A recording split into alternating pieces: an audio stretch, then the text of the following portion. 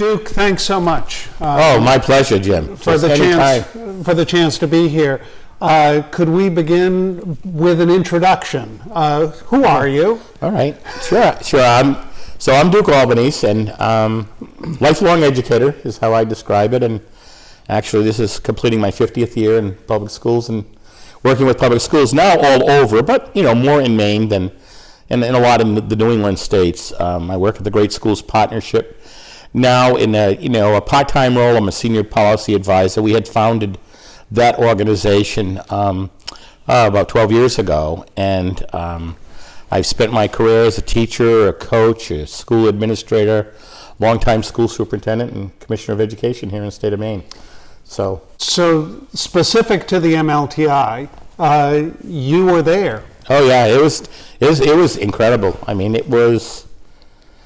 People ask all the time about those days and those years, and I mean, it was a big innovation. And it's almost like with time, you look back and you say, wow, we were really looking for a breakthrough. And that was language that Governor King often used. What would be a breakthrough for our state, or what would be something that would be, in today's terminology, kind of like cutting edge innovation and so much. And what I appreciate working with a governor like that is that he understood the importance of learning and the importance of growing the educational levels of Mainers. All the while, kind of like taking a page from long lost governor and military hero Joshua Chamberlain about keeping our fair share of young people in Maine. Yep. Because we have been famous for sending great people to other places, and it used to aggravate the heck out of Chamberlain. And he would say, Maine is a good place to come to, not just a good place to be from. And he would say that, and I think about all the efforts to bring people to Maine, but one of the ideas I think that was driving MLTI was that, if we could get an advantage in terms of how we address the learning of our young citizens, then that in essence would drive broadened innovation and prosperity in Maine, keep our fair share of young people here, and attract other families to the state. I remember Angus telling the story of going to governors' conferences where everybody, the way he put it was, everybody was doing the same innovation. They were putting in an economic development area. But everybody was doing this. So when education came about, he must have come to you and said, am I crazy? Yeah. Or Well, it was funny. I tell you, we were both a little bit, in fairness, both a little bit confined in our own thinking.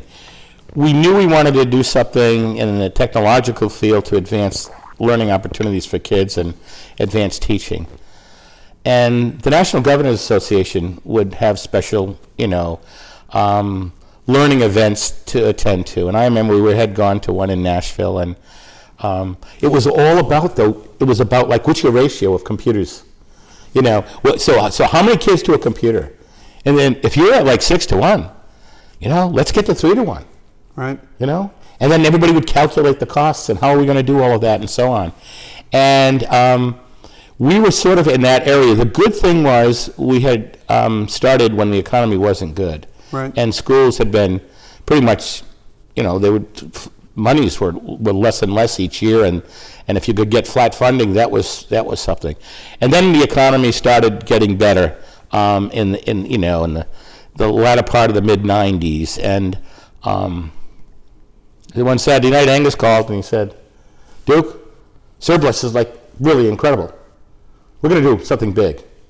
And the first number he used was, it's like $100 million. And I'm sitting here going, this is incredible. We got a governor I work with, and he wants to do something for schools. In education. In education for schools. Now, I would tell you, he called a couple hours later. I mean, it was Saturday night. He called, he said, well, it's down to $70 million. But I said, we'll take it. I mean, that's a lot. And then the idea started. And the thing with MLTI was like, this notion of, empowering the learning of young kids. I mean, we were talking 6th, 7th, and 8th grade, and the focus initially was on 6th grade.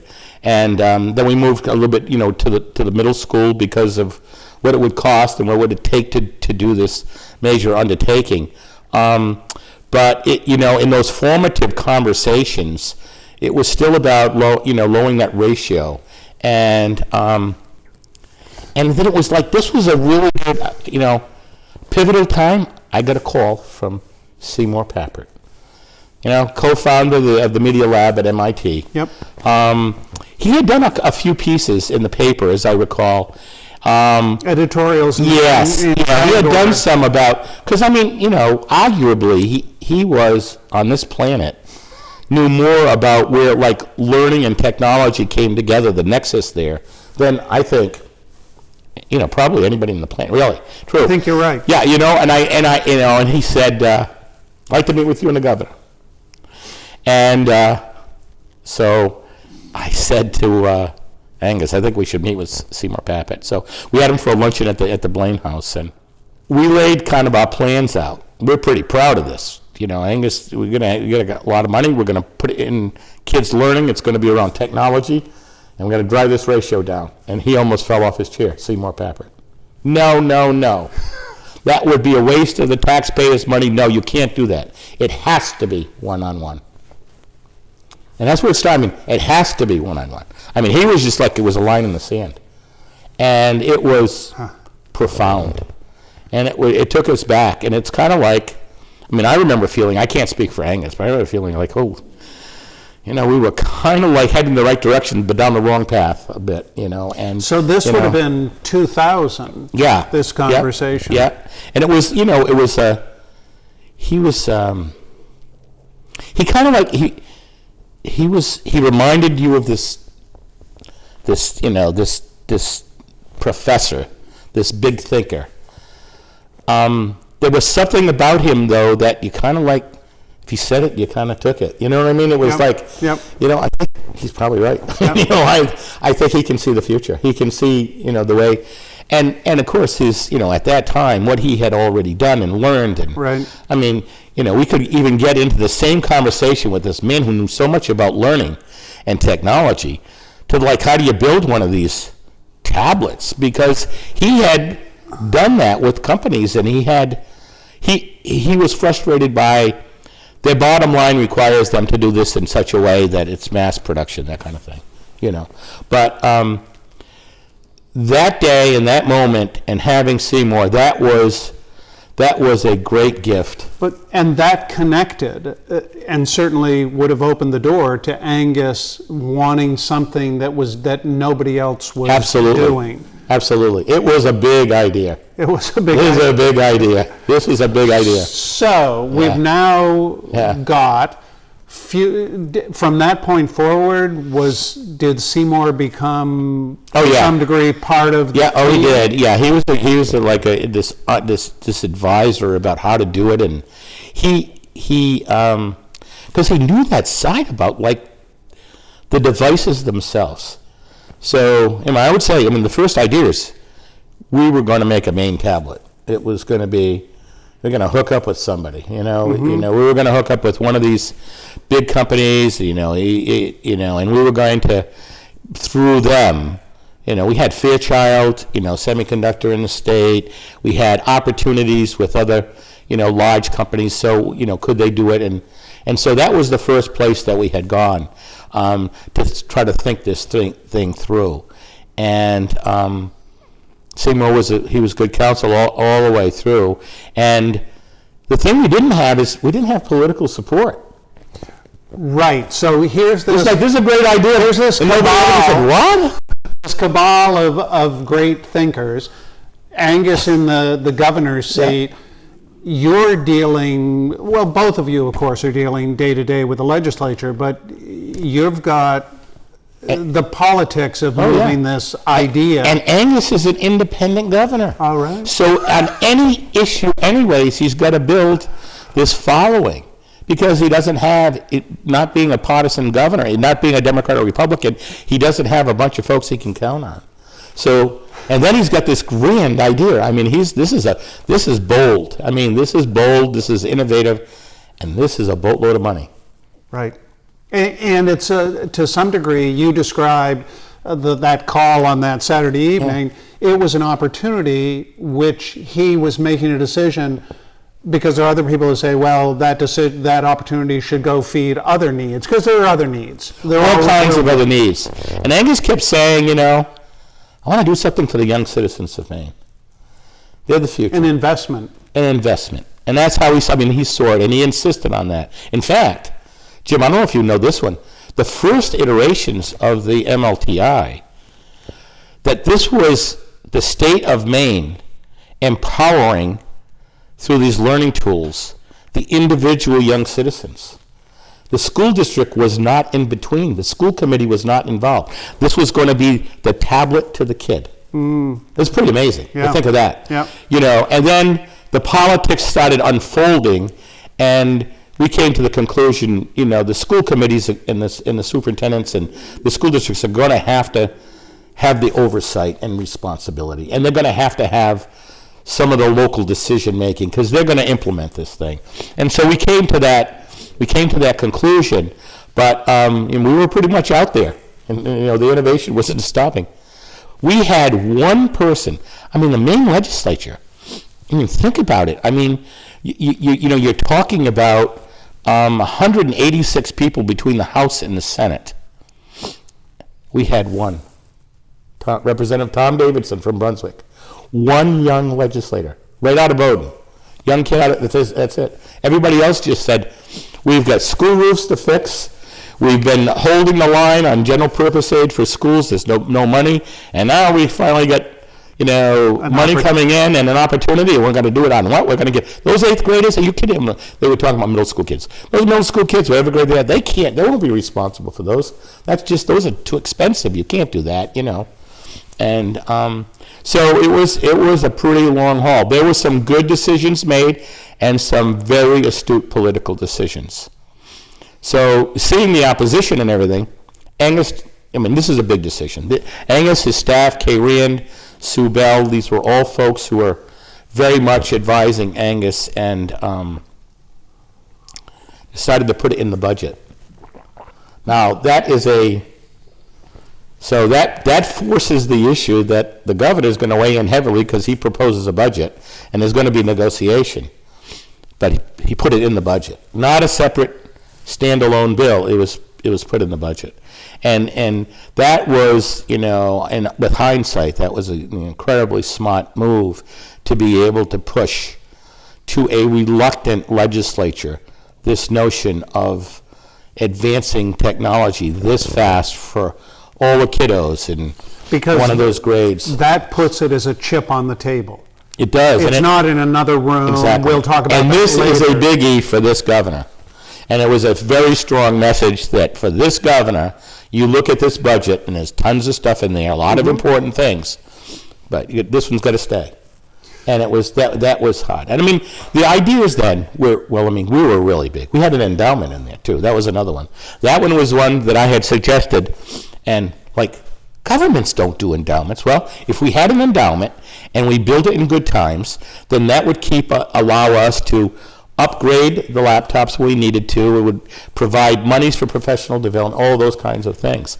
And we literally went out and we were talking to private companies in Maine and philanthropists in Maine to help contribute to the endowment, of which the legislature didn't like. And some important leaders in the legislature didn't like it all. They didn't like the idea. We're here for 2 years. There's a life of 2 years in the legislature, and we can't we can't lock in future legislatures with stuff like that in perpetuity. No, we can't do that. Everything's up every 2 years. Okay, I said, we've made the case that colleges do this, foundations do this. This would be a good thing, and couldn't, So eventually, we had to move away from that. We moved to responsibilities for the school committees and the school districts. After considering a lot of the numbers and projecting and everything, we moved to, the middle school, 7th and 8th grade. Though we were at the 6th grade level, and particularly with the push from Seymour Papert about earlier was better. But we had always had the vision that it would go up through 12th grade. So it was always, we start with the middle school, but it was 7 through 12. It was going to be 6 through 12, but it was 7 through 12. And that's an important thing, was always the vision is that it was going to just build itself up from the younger kids all the way up to high school, and that would be MLTI. Do you in the remember future. pressure to that perhaps the high school was the place it should be? Oh yeah, there were a lot of voices for the older people, older kids. A lot of people just questioned the level of responsibility of middle schools, and we kept pushing back. And I mean, early on in the project, once we had the money and everything, we knew that there was anxiety among the teaching faculty of Maine. Sure, This absolutely. was like, holy moly. Well, and weren't there? Yeah. There were some citizen legislators who were teachers who had a vote. Oh, absolutely. They had a vote. And then again, remember, schools had a lot of needs. Yeah.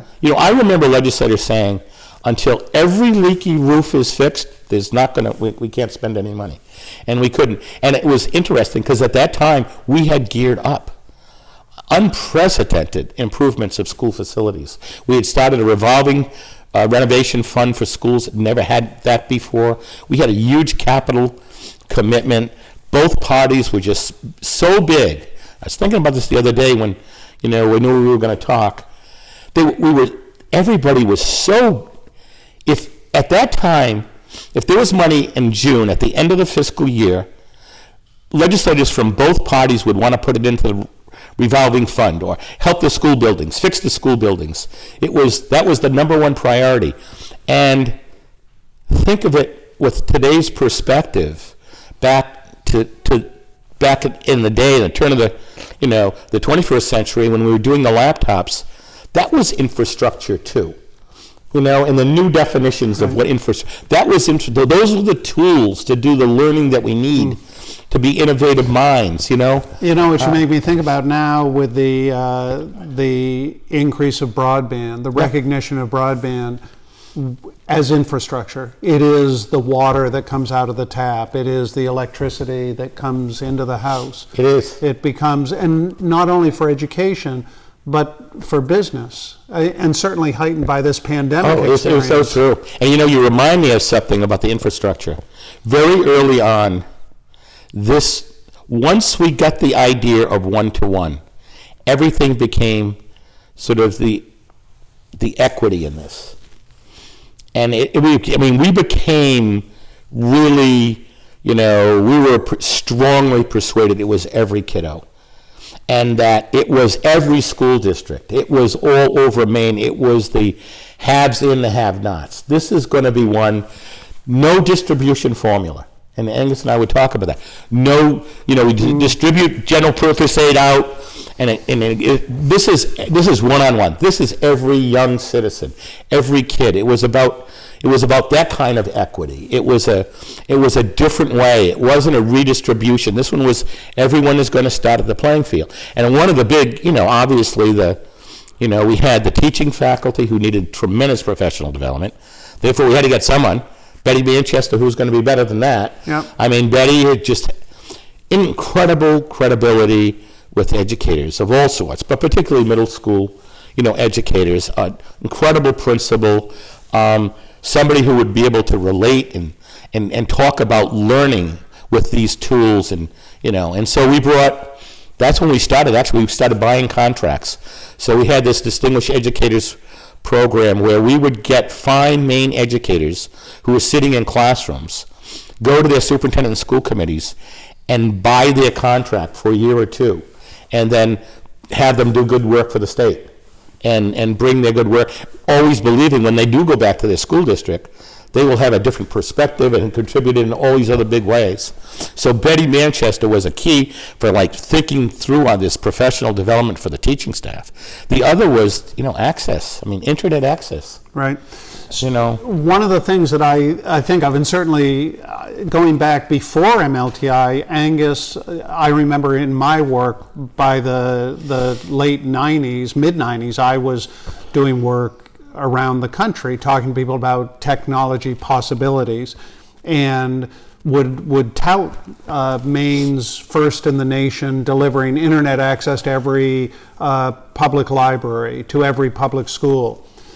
Angus, at what point do you remember the idea of one throat to choke? That to provide that equity.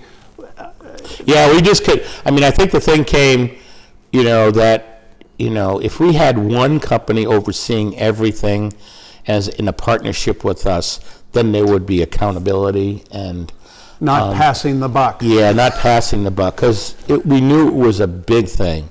And if you had too many different entities doing specialized things, then it would be very difficult to hold them accountable. And, state governments aren't great at that. I mean, a lot of times, just in school construction as an example, oftentimes the problems are with the subcontractors. And yet it's an elusive kind of thing. So that happened as I recall, it happened pretty early on to think about the notion of just, let's go with one successful, provider and then expect much of them. In the end, Apple gets the contract. I remember signing the contract at a meeting at Logan Airport. And they said, this is the biggest contract that's been ever consummated for this kind of a purpose, anywhere. These are school computers, and that was pretty amazing. And then to think about from there the implementation and the complications. Apple they literally moved engineers into the state of Maine, who became our neighbors and people. There was that kind of an incredible commitment to make this work, and an astonishing scale. When we were thinking about it, we were running fast. And one of the notions was, in some of these classes, the kids are gonna guide the teachers. Some of the kids are going to be more advanced, right? And there'll be kids in all of these classrooms, and that's another real shift. Some teachers will be good with that. Some teachers may not be good with that notion. Well, I remember from those earliest days, a term we used to use over and over was that the best things happen when students and teachers meet in the middle as learners. Absolutely. And, we had to come up with strategies. I remember, talking with Angus and Betty and a bunch of educators around the state as to how do we do this? Maine's a big state where the population is dispersed, and we have a lot of schools and school districts for the population. And we came upon the idea of regions, and we came upon the idea of, since the mid 19th century, Maine had this notion of school superintendent regions. Mm-hmm. It's kind of the way people collaborated. Yeah. And so we went with the school superintendent regions as sort of the way we could implement with sort of partnerships and collaboration, bringing school districts together for their professional development, for their ideas, for their notions to do this. And I think that was a good decision that we made because it chunked things up. And then we said, well, we could get a teacher that's really at the forefront of technology and put one of them in each of those regions. So Cumberland County superintendents, York County superintendents, the Washington County, Aroostook. Then they would have somebody that could be advisory to the school districts and to the school superintendents and the principals and the teachers there. And then we came upon the idea of having a technology integrator in each school. A teacher leader. And that we were going to pay them. Right. People would be compensated with stipends. And the teacher leader would be able to help, and it would be someone that I, as a teacher, could go to for guidance and help and assistance. So I think a lot of those designs, and Betty quarterbacked those in her role. I think those are pretty good designs. Yeah. I think for a state like Maine, I think that they worked well. Getting access to the kids at home, the internet connection, that was, here we are. And that's like a big issue in the state of Maine, right? Broadband connections and everything. And we actually had monies that we gave to families for dial-up services. I remember. And there were opportunities because if the devices are really going to be used, if they're going to be part of the way. That's right. Kids have always been sent home with the expectation that the tools to accomplish this homework are available. If Exactly. it was a pen and paper, a book and Yep. paper, if it's going to be technology. Duke, you mentioned earlier, before we sat down, when Apple received the contract signed, the development, the planning is going on. Steve Jobs came to me. Oh yeah, we got a call. I mean, it was incredible. I mean, Steve Jobs, he was a big deal then, not just in the end of his career. And then I remember whoever I'm trying to think who I talked to, but they said upwards to 80 or more execs from Apple will be there too. And we decided, I mean, a good little kid, Portland High School. So here we are. This is like the second oldest high school in America, to be less than Latin. Steve Jobs is coming. And I said, geez, that's a lot of execs. He says, well, he doesn't do this. He doesn't go places like this. This is like, for them, this is like a big thing, even though it's a big thing for you and your kids. And it was. I mean, it was a big deal. And we had, did it star Steve? Yeah, it did, Steve Jobs. But they're kiddos. They were kiddos. Our kids, our learners, our students were on the stage at Portland High School. And before the session, before the big thing, Angus and I met with Steve Jobs in a small assistant principal's office at Portland High School. And I remember mentioning to him. Just the three of you in the room. Just the three of us. And I remember mentioning to him, this is really history. I mean, we're doing this grand idea and this innovation and this one-to-one. And we're sitting here talking about it, second oldest high school in America. And this is a major time for public education, and certainly public education and innovation. And he was in his regular attire, his dark T-shirt, all in black. All in black. He was Steve Jobs. Yeah. It was like really, it was more than amazing. And we talked a lot of things with him and details. And Angus was right there, because don't forget, Angus always had this thing for technology.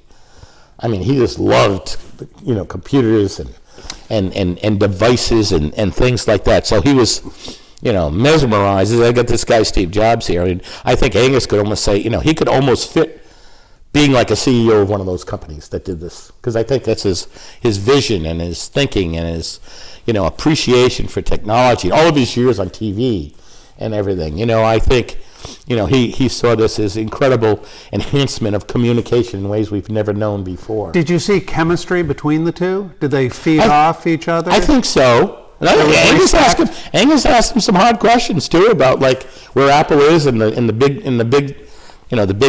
things. I mean, I remember Angus saying something like, you have your customers, myself included. I mean, we love your products, but how come? You ought to be bigger. I mean, you should be, and they did become much bigger. Apple did very well by me.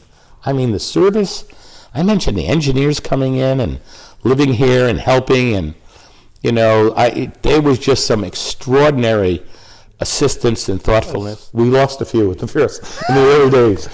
Things will drop and screens will break, and we had to come up with a solution and came up with these padded cases. Well, not only the cases, but you remember the first iBooks had the slot drive for the CD. Right. Those are gone, Yep. and rumor has it that Maine's experience and the failures of those across middle schools was part of the reason for that going. Those original devices had the plug. It was a central pin surrounded by a cylinder, yep, which plugged in, and the number of kids who tripped over those and caused repairs was the birthing of the magnetic.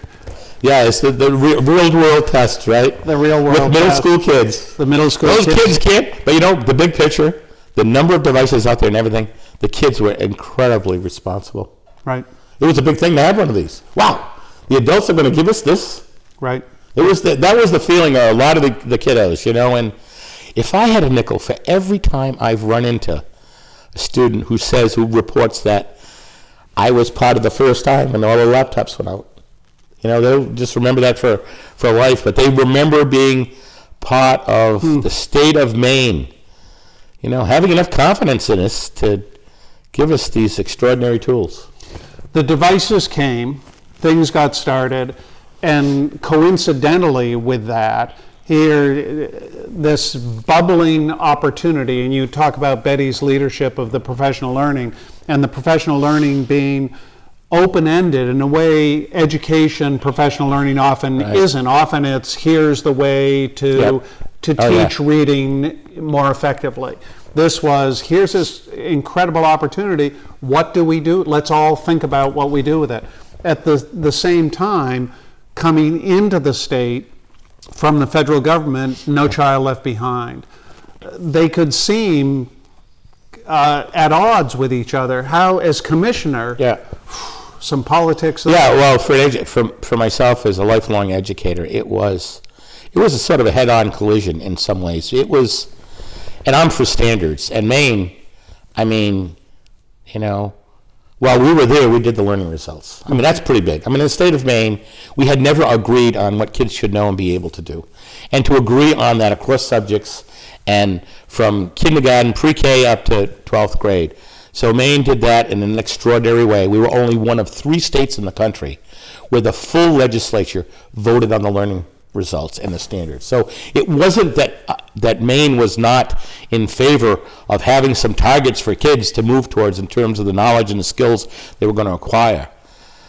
But it was sort of the infringement on academic freedom. We believed with the laptops and philosophically that let's agree on the ends, but the means should be the talents, the innovation, the creativity of every teacher. Mm-hmm. And that they know their children, and that they, with good training and help and collaboration with their fellow teachers, they'll make great things happen for kids. Washington at that time was, bent on the schools are all broken across America. The federal government's got to get involved like it never has before. And even though we had this Goals 2000 that stretched the decade before, from 1990 to 2000, signed on by all the governors, led by different presidents. It started with George H.W. Bush, and then it went to Clinton, and Clinton was the head of the Governors Association when that passed, and that was moving us towards standards and encouraging standards. And then No Child Left Behind just took the federal government to a whole nother level. And it was prescription. It was like, wow. And in their minds, we're the federal government, supreme law of the land. We give a lot of money and supplemental money, Title I, Title IV, all these kind of things. And they were looking for more prescription. And it was a rugged ride for me. I tell people, I would spend most Fridays in Washington, and it was sort of a standoff. It was Maine's unwillingness to change the trajectory. We had a state assessment before anyone else, pretty much. Massachusetts has their MCAS. They got that from Maine. They hired the same company. They followed our footsteps. Maine had it since the mid-'80s, and it was we wanted useful assessments that would give information back to teachers so that they could make good decisions. Mm-hmm. They could improve the curriculum.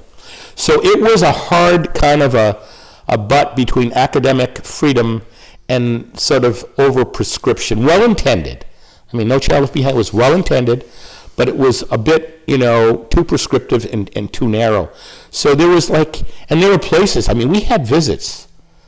I was mentioning to you earlier. So we had visit. So we get word, people from everywhere were coming to visit the laptops and learn about them. So I got to think that the great majority of the House Ways and Means Committee and the Education Committee from the Texas legislature was coming. We're going to do this visits. They're going to visit, I think they went to Freeport. They might have gone to maybe Freeport, maybe it was Gorham. They saw instruction firsthand, and then I remember meeting with them in Freeport, the Harrisika Inn. They wanted to debrief. First of all, before we could even get to the laptops, they were taken aback by the openness of teaching and how often the kids spoke and the questions, that it was It wasn't Texas education. And I worked with Texas later on in my career. It wasn't Texas. It wasn't the way they do things. Texas is very prescriptive, and you all need to be on the same page if it's science in the 5th grade or whatever. And they were seeing something very different. They were seeing teachers use the laptops and use learning in a way that empowered the learner. And it was okay. That's an okay pedagogy. And empowered and expected. And expected. And it was just so different for them. And now, I mean, I guess I was a little frustrated at the time, but now I come to see that that's how they did school, and that's how they were educated, and what they believed in. And but it was sort of a microcosm on the same thing that was happening, in the federal government, and how it was a sort of a top-down way of doing things, and kind of, instead of allowing students to construct their own knowledge. Don't forget, we definitely were continually influenced by Seymour Papert, that was his a voice at the table. That's exactly, and this was about giving the room for kids to construct their own knowledge, and enough so that it wasn't overly prescriptive. So really, we might have gone overboard when I think about it.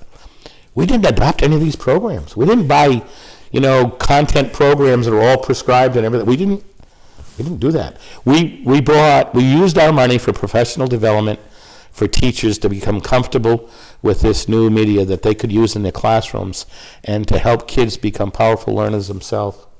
But we were almost really standoffish from any of those packaged content areas and so on. The software that carried those, and that's not what we did. You got lots of calls, I'm sure. We did. I mean, there were a lot of willing, companies that would say, "Look, let us help. Let us help." And it was when we just didn't do it like that. Yeah.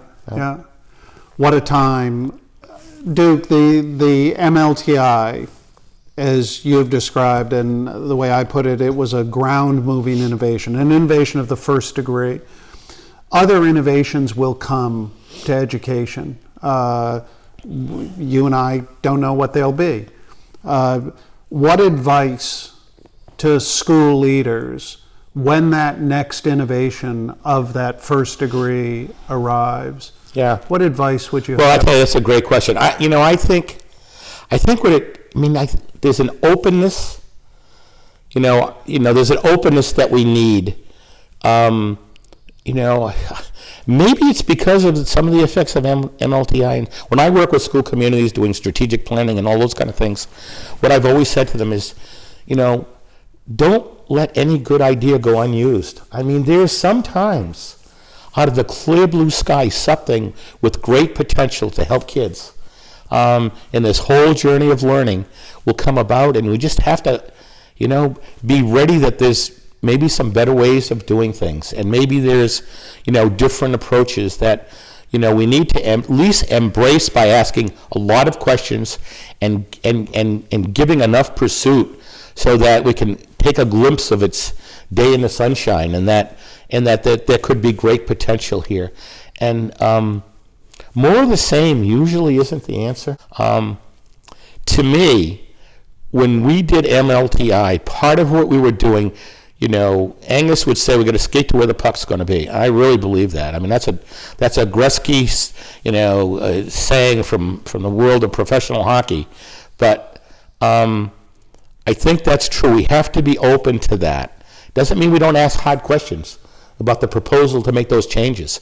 But by God, be open to change. Don't be so satisfied with the status quo to think that we've got the end and all and be all of how to teach children and how we all learn together. And I do think, empowering kids more and more about where their interests are. Where do they want to really get into some deep learning, and give kids more time to do sort of the big picture of applied discovery, inquiry, project learning, where they can dig deep into something that really moves them, and that learning doesn't just happen in the classroom, and get them out there.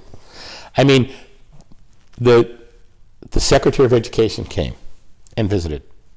We thought it was cool that he would learn and see fifth graders in Portland using their laptops on brooks and streams in southern Maine to follow the trout and the small salmon that they had stocked.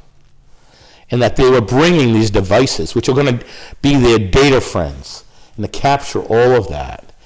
And he wasn't ready for that. He was, you're in the 5th grade, it's this month in the year, they ought to be, where's the textbook? And I think at that time, the laptops and the kids out in the natural world, Brookside, learning about natural, the natural reproduction, and the resurrection of bodies of water in Maine that hold these incredible species, that was the better way to learn and teach then.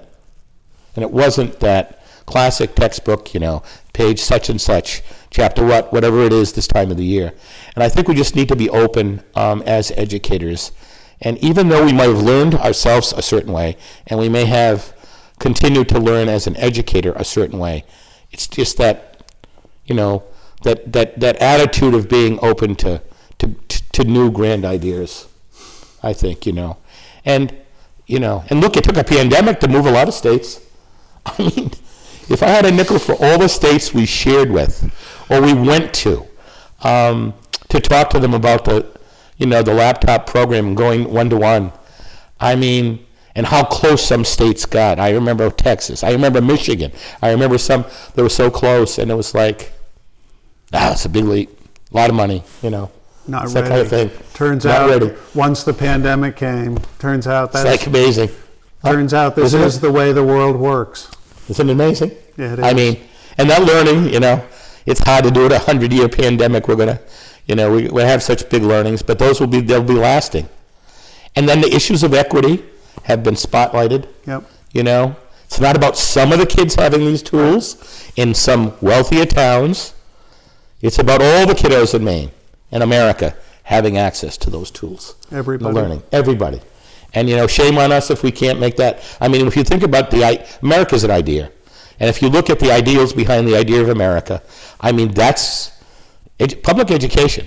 Thomas Jefferson, he was he was a big thinker, but he was also practical. He thought public schools, that was for him, that was a strategy to win the hearts and minds of people who would keep to democracy. If public schools, if we funded public schools, and that would get neighbors to appreciate neighbors' children, then that's going to be some glue for us to keep the democracy going. And, we need to have that kind of thinking with equity in the forefront as we move forward, so that all kids have sort of, back in the 80s, the language was, we want to give opportunity to learn. We want to give everybody the opportunity to learn. And I think MLTI gave opportunity to learn in such an innovative way. It's pretty extraordinary. I was just privileged to be part of it all. Yeah, and whatever that next innovation is, keeping the focus, how can that innovation, whatever it is, be part of increasing the opportunity to learn? Absolutely. Duke, thanks so much. Oh, you're very welcome. It's just great. It's go on and on, right? It's been a pleasure. It's a passion to talk about this. It's great. Fun to wander back through the memories. There you go.